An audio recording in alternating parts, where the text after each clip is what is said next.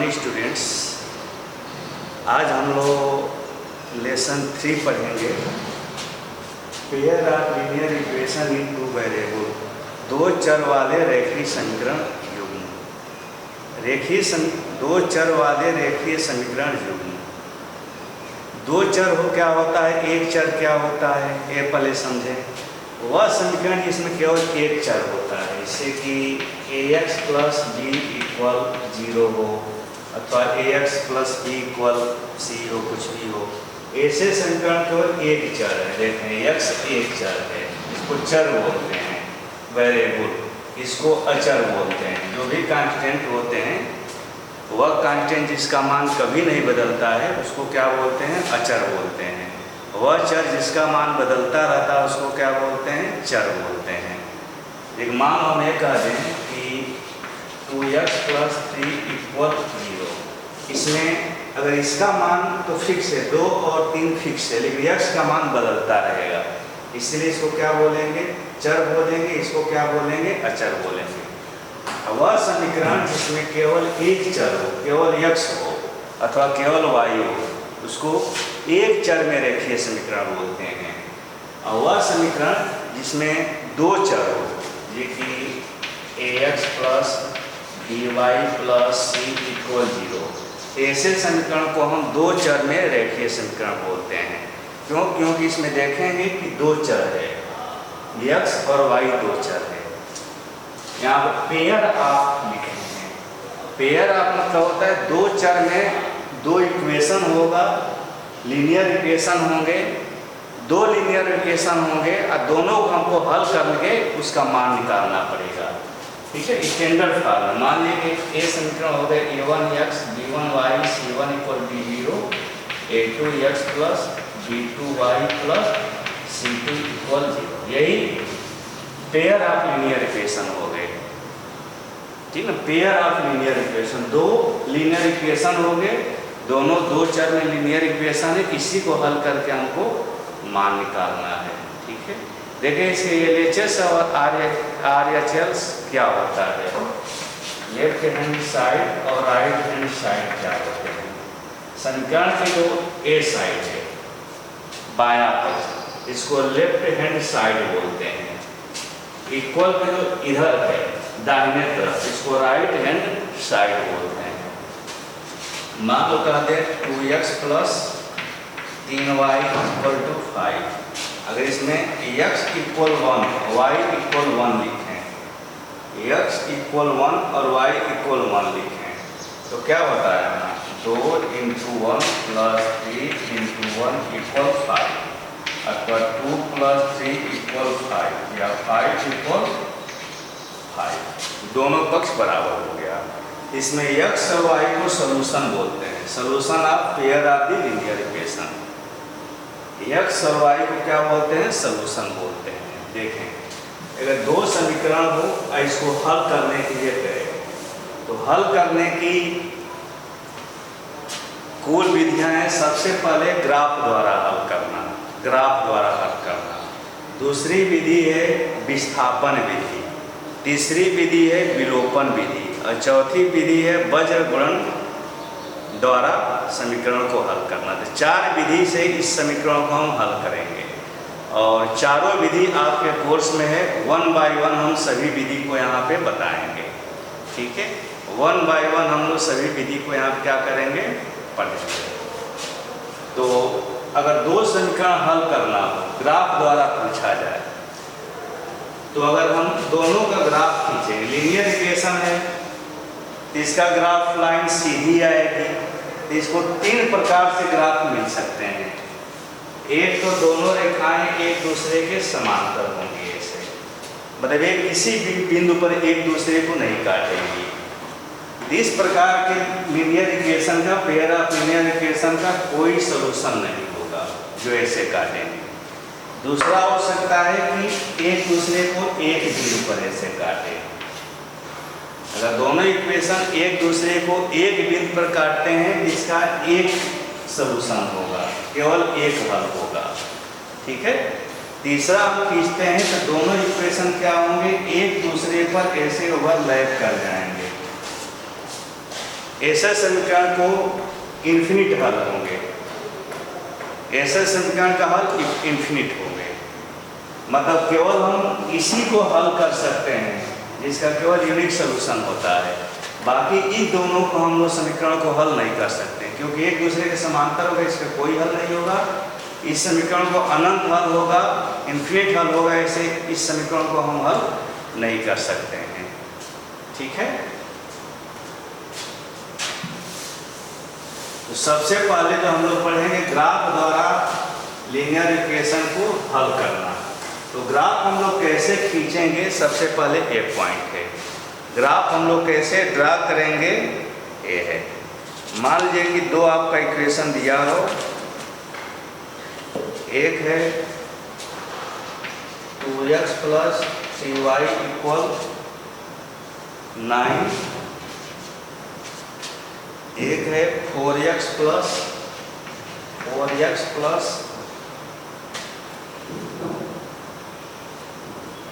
6y = 18। ठीक है, अगर ये इसको हम कॉमन लेकर काट भी सकते हैं, दोनों में अगर हम कॉमन ले लें दो तो क्या हो जाएगा, 2x + 3y =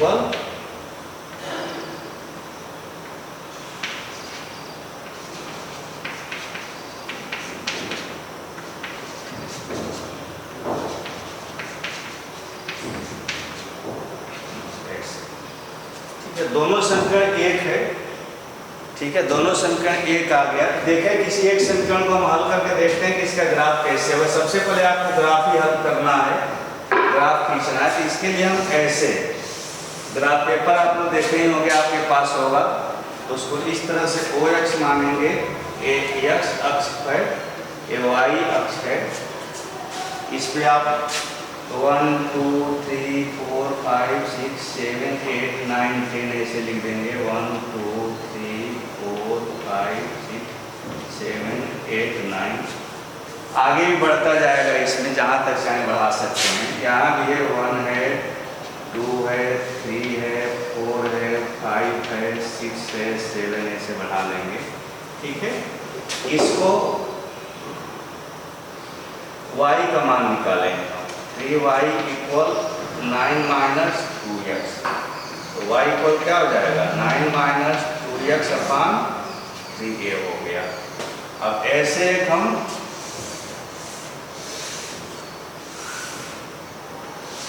यहाँ x का मान लिखेंगे, यहाँ y का मान। इसमें कम से कम 2 पॉइंट होना चाहिए, अधिक से अधिक जितना चाहे आप पॉइंट ले सकते हैं, कोई बात नहीं है। मिनिमम पॉइंट कितना होना चाहिए, 2 पॉइंट होना चाहिए। मतलब x के जगह पे अगर हम 0 रख रहे हैं, यहाँ 0, x की जगह पे 0, देखो y = 9 - 2 × 0, x जगह पर 0 रखे हैं, अपान 3 हो गया। तो क्या हो गया, 9/3 = यहाँ पे 3। ठीक है, x जगह पर कोई और एक मान है। ठीक है, x की जगह पे कुछ और मान है, जो चाहे आप मान सकते हैं। ठीक है,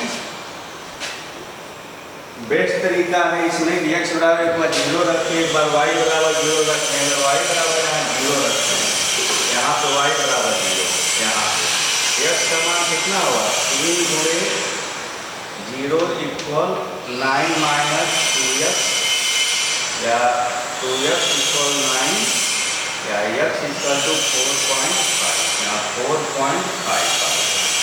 ठीक है, अब दोनों का हम लोग ग्राफ खींचेंगे। देखिए x = 0, x = 0 पे है, y का मान कितना है, 3 है।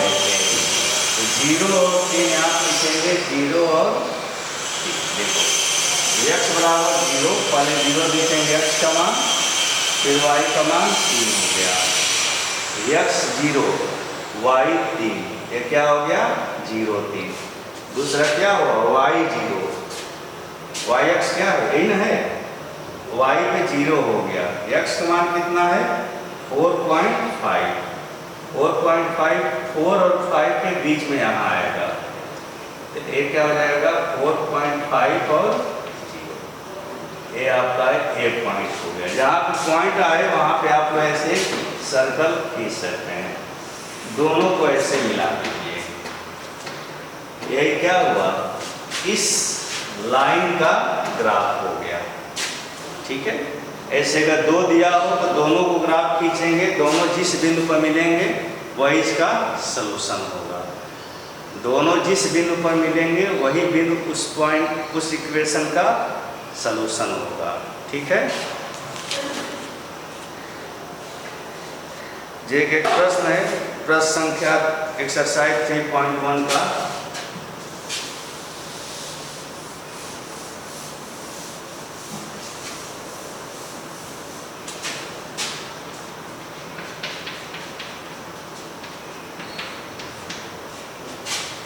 प्रश्न संख्या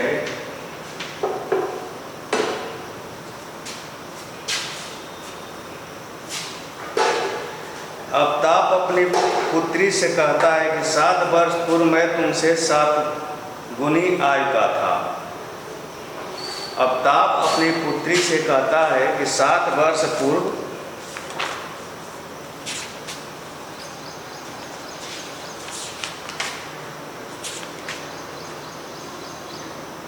7 वर्ष पूर्व मेरी आय तुम्हारी आय की 7 गुनी थी। अब से 3 वर्ष बाद मेरी आय तुम्हारी आय की 3 गुनी हो जाएगी। ठीक है ना, इस स्थिति में बीजीय एवं ग्राफीय रूपों में व्यक्त कीजिए। बीजीय मतलब समीकरण के रूप में और ग्राफ के रूप में इसको व्यक्त करना है। ठीक है,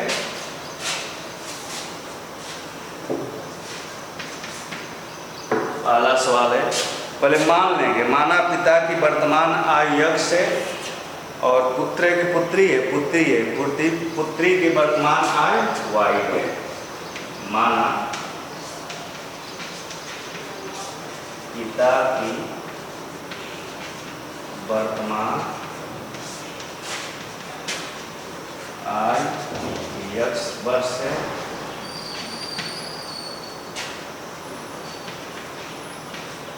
पुत्री की वर्तमान आयु Y वर्ष है। ठीक है, अब आपके प्रश्न है कि 7 वर्ष पहले, अगर पहले का जिक्र आता है तो वर्तमान आयु में से वो घटता है और बाद का जिक्र आता है तो वर्तमान आयु में वह जुड़ता है। तो 7 वर्ष पहले, 7 वर्ष पहले पिता की आयु हो जाएगा X - 7। 7 वर्ष पहले पुत्री की आयु, ये हो जाएगा X Y - 7। ये हो गया 7 वर्ष पहले की बात। अब फर्स्ट कंडीशन में अकॉर्डिंग टू क्वेश्चंस क्या है, देखो 7 वर्ष पूर्व मेरी आय तुम्हारी आय की 7 गुनी थी। मेरी आय तुम्हारी आय की 7 गुनी थी। ऐसे पहले थे लिख दो। मेरी आय कौन है 7 वर्ष पहले, ये है। पुत्री की आय कौन है, ये है। कौन 2 गुनी है, 7 गुनी है, यह है। तो इसमें गुणा करेंगे कि इसमें गुणा करेंगे 7 का। एक प्रश्न कैसे जवाब दे, मान लो कोई तराजू कैसे तौल रहे हो आप, ठीक है, जो ज़्यादा है तो क्या आएगा, वो नीचे हो जाएगा पलड़ा। नीचे मतलब भारी है, जो ऊपर गया वो हल्का है। तो दोनों बराबर करने के लिए आप क्या करोगे, भार जो नीचे गया है उसमें वेट रखोगे, जो ऊपर है उसमें वेट रखोगे। जो ऊपर है उसमें वेट रखें, मतलब जो कम है उसमें वेट रखेंगे। इसमें पुत्री क्या है, कम है 7 गुनी, तो इसमें 7 से आप लोग गुणा कर देना। ठीक है, ये हो जाएगा X - 7 7Y - 50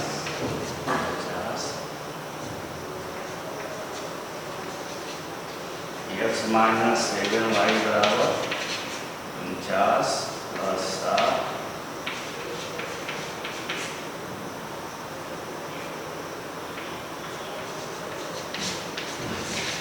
ये इसको समीकरण 1 बना लेंगे। ठीक है, पुनः कह रहा है 3 वर्ष बाद, पुनः अगला जो है इसी में क्या कह रहा है, 3 वर्ष बाद, 3 वर्ष बाद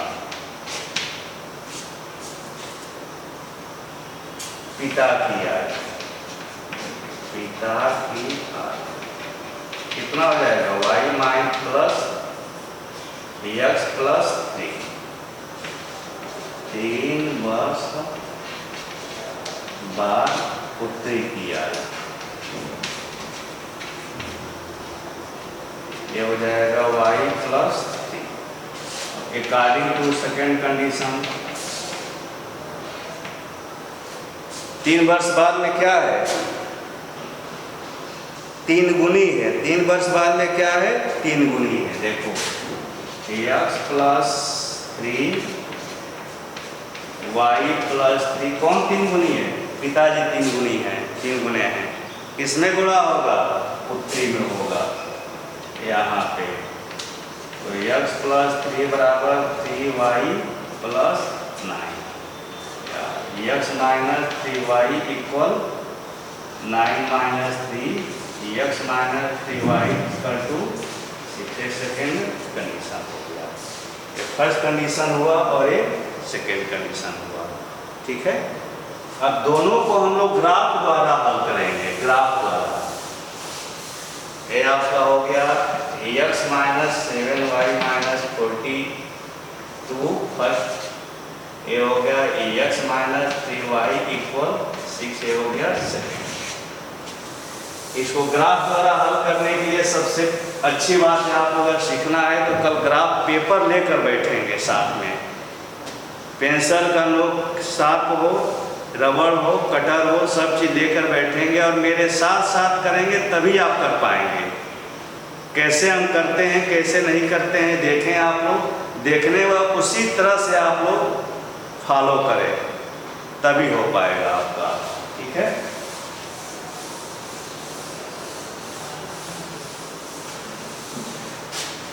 इसमें समीकरण 1 से हम ले रहे हैं, क्या है, x minus 7y equal to 42, x equal to minus 42 plus 7y, x बराबर ए लिखे आप लोग, minus 7y equal minus 42 plus 7y। ठीक है, सबसे अच्छा है आपको y का मान निकालना, इसको इधर ले जाइए, इसको इधर कर लीजिए। x प्लस 42 बराबर 7y, y बराबर क्या हो जाएगा, x प्लस 42/7। इससे ग्राफ खींचेंगे। ग्राफ के लिए आप लोग ग्राफ पेपर लेकर आओगे तभी होगा। सभी लोग कल ग्राफ पेपर लेकर बैठेंगे, हम लोग साथ साथ में करेंगे। ओके, यहाँ तक आप लोग कर लेंगे। ग्राफ पेपर आप लोग लेकर बैठेंगे, हम भी ग्राफ पेपर लेकर बैठेंगे, सभी लोग साथ साथ करेंगे तो होगा। धन्यवाद। ओके।